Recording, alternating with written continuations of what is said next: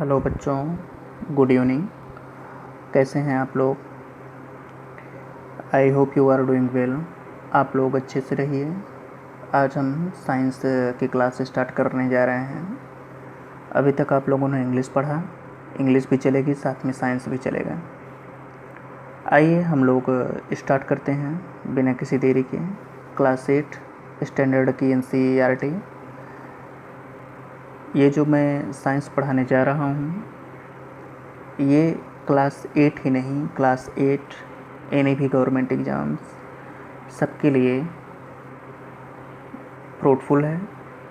अतः आप लोग ध्यान से क्लास को गेन करें, सुने। जब आप क्लास 8 स्टैंडर्ड की साइंस की बुक पढ़ते हैं तो पहला चैप्टर फसल उत्पादन एवं प्रबंध होता है।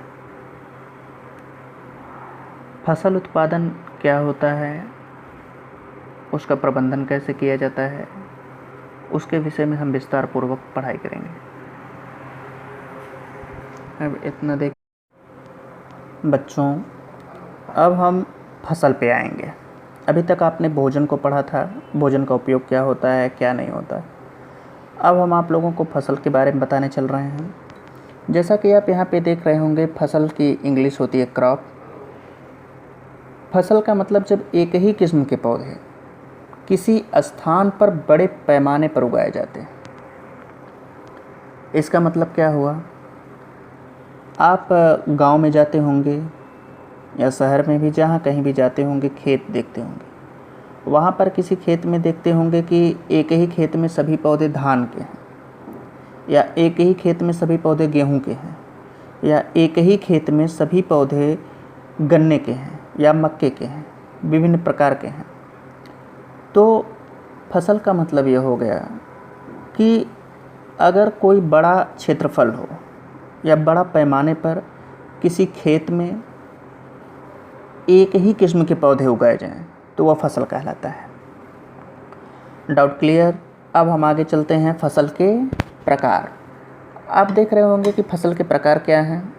अन्न अनाज के रूप में गेहूं है, धान है, दाल है, चना है, आदि है।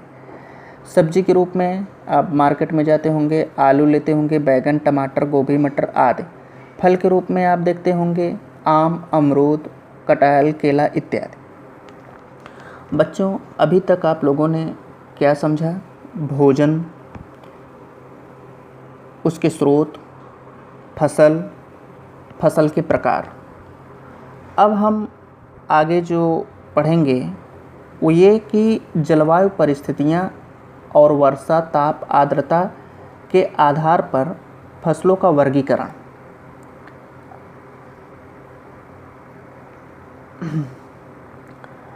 जलवायु परिस्थितियाँ, वर्षा, ताप, आर्द्रता के आधार पर फसलों का वर्गीकरण किया जाता है। आपके मन में ये प्रश्न उत्पन्न हो रहा होगा कि फसल कितने प्रकार की होती है। अभी हम ऊपर आप जहाँ पे लिख रहे होंगे, आप देखिए, वहाँ पर फसल की परिभाषा में हमने बताया है कि जब एक ही किस्म के पौधे किसी बड़े स्थान पर या बड़े पैमाने पर उगाए जाते हैं तो वो क्या कहलाते हैं? फसल कहलाते हैं। अब क्या फसल ऐसा तो है नहीं कि एक ही प्रकार के उगाए जाएं, या एक ही प्रकार की फसल हर देश में एक ही समय में उगाई जाए। हर देश की जलवायु परिस्थितियाँ अलग अलग होती हैं। वर्षा का टाइम अलग अलग होता है, टेम्परेचर अलग होता है। जब आप उत्तरी ध्रुव की तरफ अभी ज्योग्राफी की क्लासेज हम शुरू करेंगे तो वहाँ पर ये सब बताएंगे। टेम्परेचर क्या होता है, ठंड गर्म इतना जान लीजिए। आर्द्रता क्या होता है, वायु में जितनी नमी हो। वर्षा कितनी होती है, कितनी नहीं होती है। तो इन्हीं सब के आधार पर फसलों का वर्गीकरण किया जाता है। आप यहाँ पर लिखा भी देख रहे होंगे कि जलवायु परिस्थितियाँ, वर्षा, ताप, आर्द्रता के आधार पर फसलों का वर्गीकरण। अब एक खरीफ फसल है। खरीफ फसल कब होगी? खरीफ फसल जून में बोई जाती है, अर्थात इसका जो टाइम होता है वो जून से लेकर के सितंबर या अक्टूबर तक होता है। तो खरीफ का मतलब होता है कि वर्षा ऋतु में बोई जाने वाली फसलें। बहुत इंपॉर्टेंट क्वेश्चन हैं। वर्षा ऋतु में कौन सी फसल बोई जाती है? आपको तुरंत याद करना है खरीफ फसल। खरीफ फसल कब बोई जाएगी? वर्षा ऋतु में। लेकिन उस फसलों का प्रकार क्या होगा? धान, मक्का, सोयाबीन, मूंगफली, कपास इत्यादि। आप मार्केट से भुट्टा लेते होंगे यानी मक्का, देखते होंगे सड़क के किनारे बहुत ज़बरदस्त तरीके से बिकते हैं।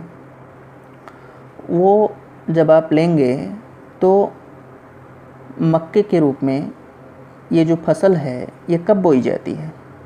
वर्षा ऋतु में बोई जाएगी। वर्षा ऋतु चल भी रहा है, इस समय यही मक्का, चावल जो कि धान के रूप में बोया जाता है, इत्यादि की फसलें बोई जाती हैं। दूसरा रबी फसल है। अब रबी फसल क्या होता है? जो फसलें शीत ऋतु में उगाई जाएं। शीत ऋतु में जो फसलें उगाई जाती हैं उनको क्या कहा जाता है? रबी फसल कहा जाता है। जैसे गेहूँ, अलसी, चना आदि, मटर, सरसों, ये सब जो आप तेल खाते हैं सरसों का, गेहूँ, ये सब नवंबर में शुरू होता है। नवंबर में इनकी बुआई होती है, नवंबर या मध्य नवंबर तक। इसके बाद इनको अप्रैल के फर्स्ट वीक तक इनको काटा जाता है। अब हम एक और फसल पढ़ेंगे जिसका नाम है जायद